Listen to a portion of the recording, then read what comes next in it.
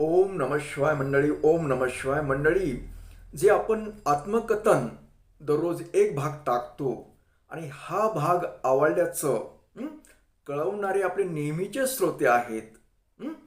तर त्यांनी प्रतिक्रिया खूप काही दिल्यात, खूप चांगल्या प्रतिक्रिया दिल्यात आणि आवडल्याचं सांगितलंय. फक्त त्यांची नावं ऐकूया आपण.